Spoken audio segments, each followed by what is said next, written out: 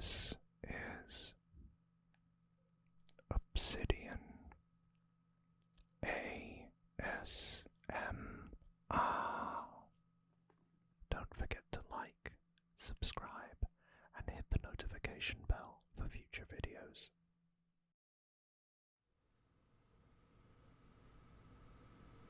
Hello, everyone, and welcome back to today's ASMR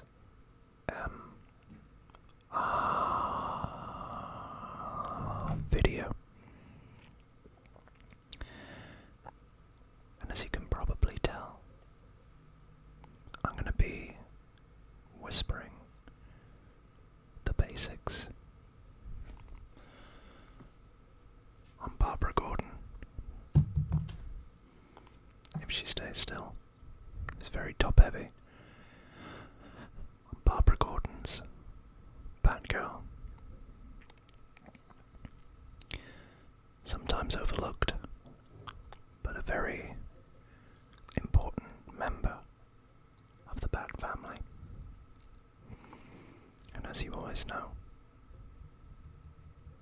I've got these Funko Pops.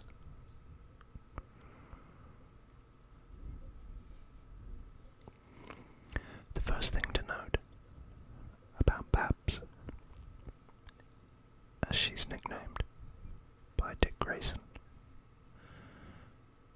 is she's a redhead in almost all of her depictions. The daughter of Commissioner James Gordon, and an ally to Batman and Dick Grayson. She first appeared in Detective Comics 359, which was January 1967. And she continued to this day with a little break as Batgirl. See what I mean? Very top heavy. Fine. I'll leave it like that for now.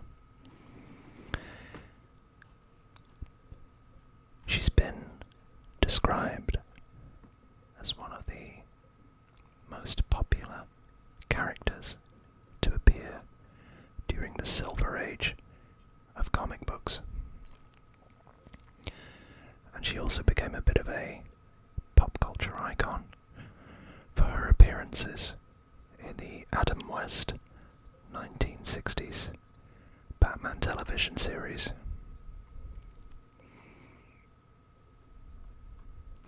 But that's not all to know about Barbara Gordon.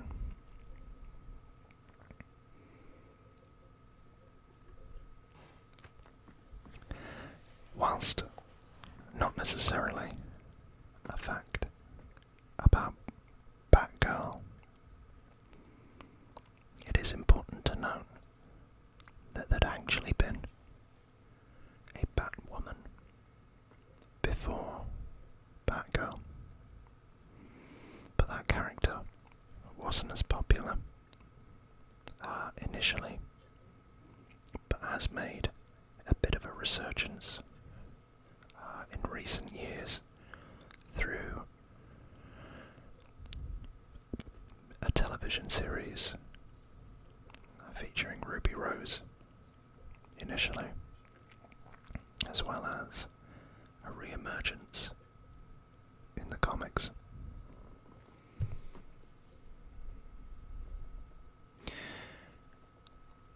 Catwoman was the start of a lot of female characters coming into the Batman mythos. And during the mid-60s,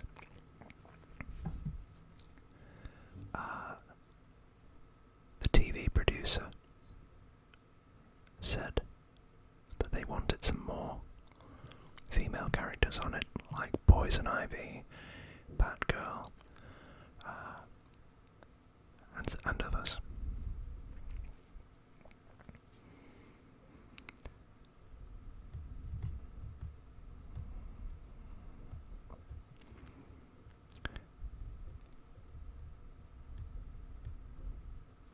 Barbara Gordon's Batgirl wasn't actually the original version of Batgirl.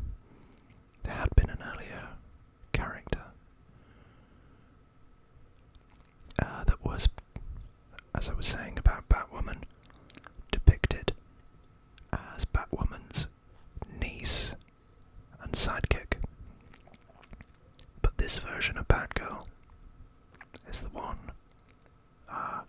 most people think of.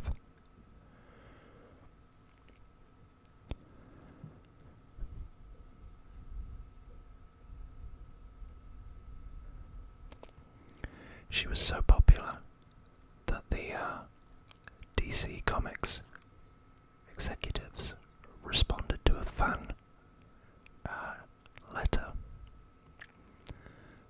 effectively in Detective Comics 417, and they said, and I quote, "I'd like to say a few words about the reaction some readers have to Batgirl. These are the readers who remember Batwoman and the other Batgirls from years back. They were there because romance seemed to be needed in Batman's life. But thanks to the big change and a foresighted editor, these hapless females are gone for good. In their place stands a girl who is a capable crime fighter, a far cry from Batwoman, who constantly had to be rescued by Batman."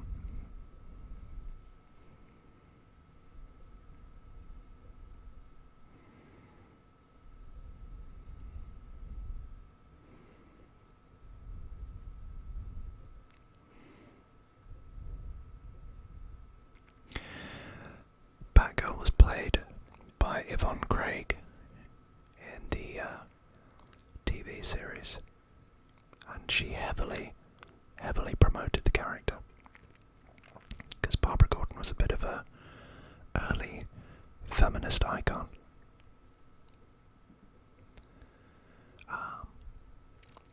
And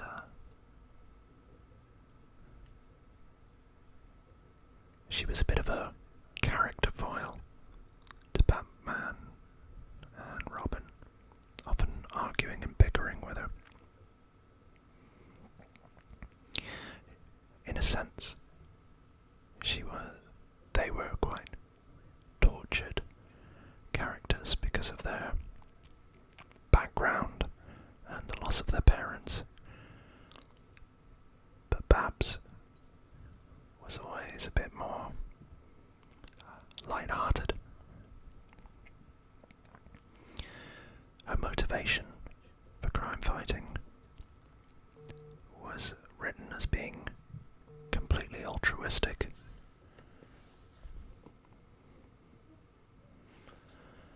You know, independent of a male superior.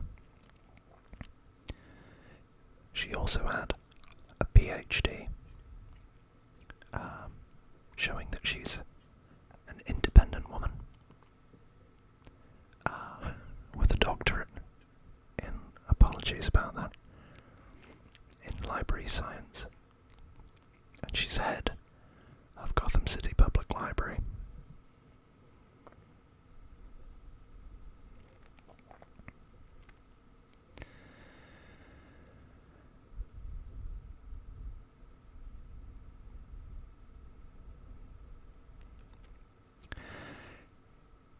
Now, they did say that Batgirl wasn't supposed to be originally a love interest. as the years went by, Dick Grayson became a bit of a... well, he became interested in Babs. And there have been other depictions, some less favourable than others. But typically, it's Dick Grayson and Barbara Gordon have a little bit of a thing, especially in these new DC Universe Rebirth comics. There's a strong undertone of will they, won't they?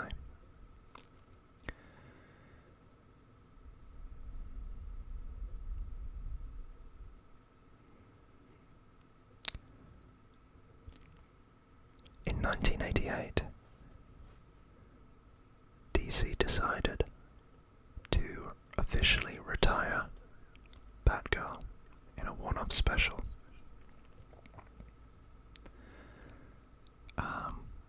And that would lead into one of the most infamous storylines that we've already talked about, called The Killing Joke.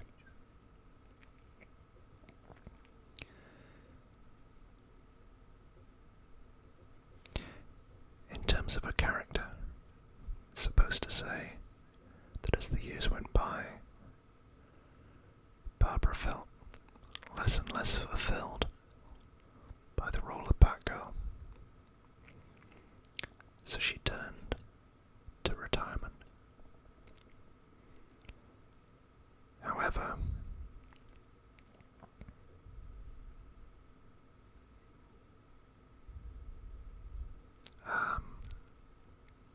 in The Killing Joke, whilst she'd previously been retired but been brought back for very special cases, in The Killing Joke, the Joker literally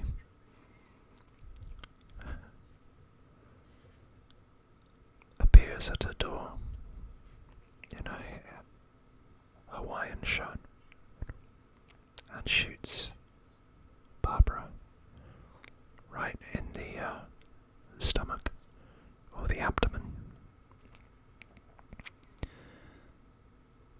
and actually through her spinal column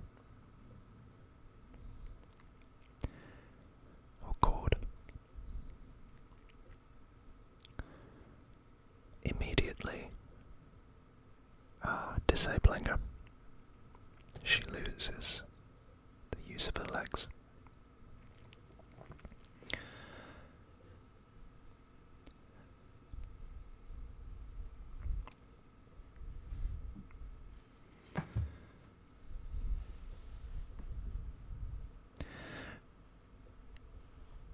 You know, there was a lot of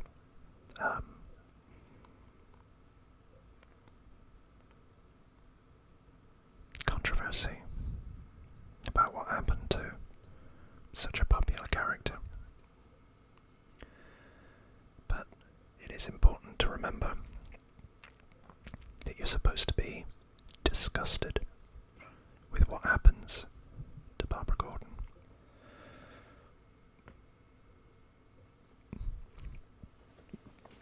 And it's not, it wasn't done in a, gratuitous manner. It was in keeping with the Joker and his aim. But it also turned Barbara Gordon into the Oracle, which was a role that she kind of fulfilled for 30 years, from 1988 all the way to 2011, which is when I started getting interested in the actual comic books. We said that Barbara had a keen intellect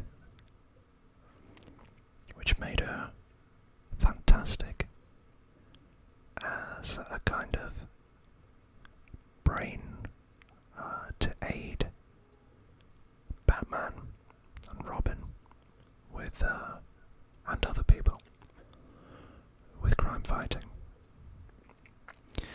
Now she was wheelchair bound.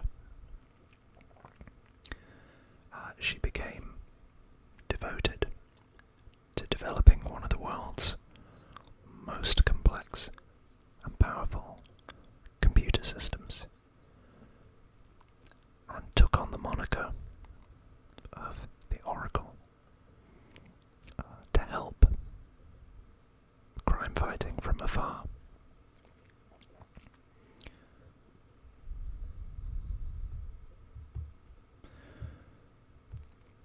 The Oracle was actually invaluable as a resource to crime fighters, and she formed an alliance with fellow heroes Black Canary and the Huntress, which is known as the Birds of Prey. And that is why the film from a couple of years ago was a little bit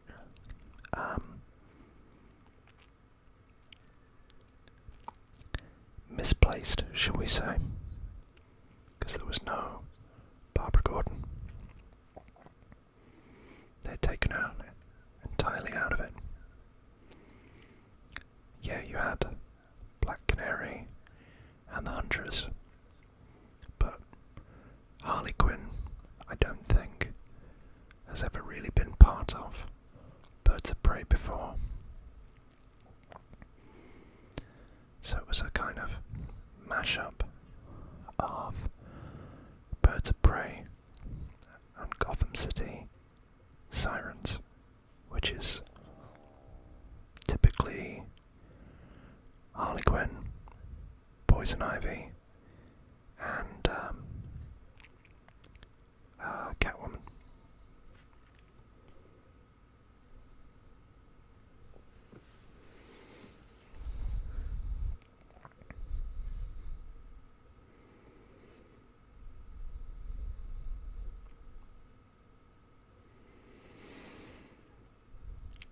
This version did also, the Oracle that is, feature in a TV series from the early 2000s that not many people know about, but that was effectively Birds of Prey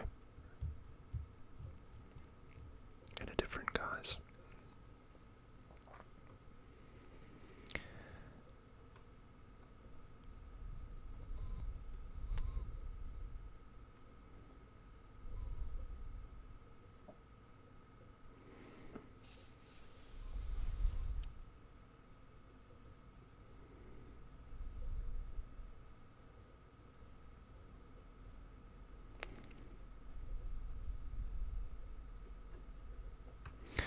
So a lot happens. She passes on the role of Batgirl to other would-be heroines.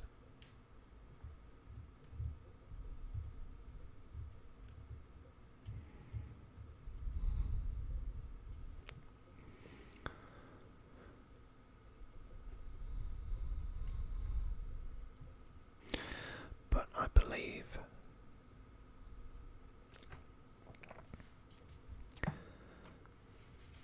it was during the New 52 and the events of Flashpoint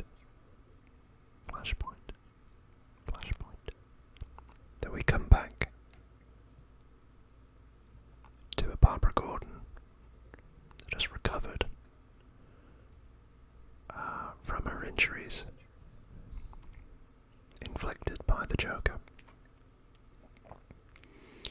And she has a bit of a crisis of whether to continue as the Oracle or whether to go back in the saddle as a Batgirl.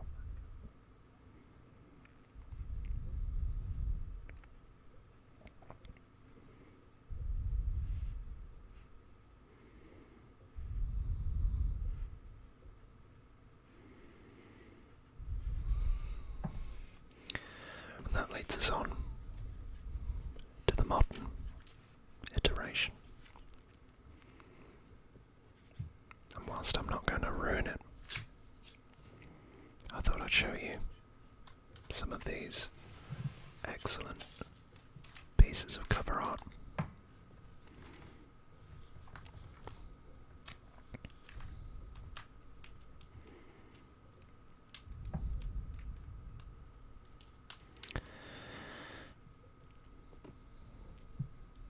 I really like this. And I actually think, although I haven't really been collecting these much, I think the Batgirl comics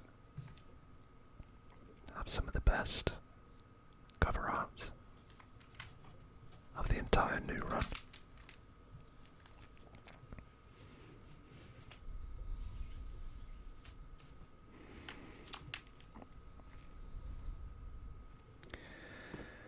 So, the only other thing that you need to know about Batgirl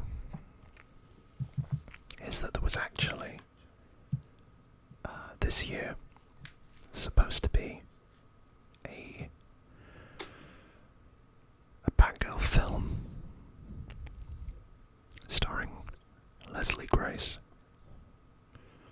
and Brendan Fraser as Firefly, the villain of the piece, and Michael Keaton was supposed to reprise his role as Batman again. But apparently, when James Gunn became head of DC, or it might have been just before, even though the whole film had been shot, was in post-production, it was ready to go, they canned it. They didn't release it, and took a loss of a couple tens of millions of dollars.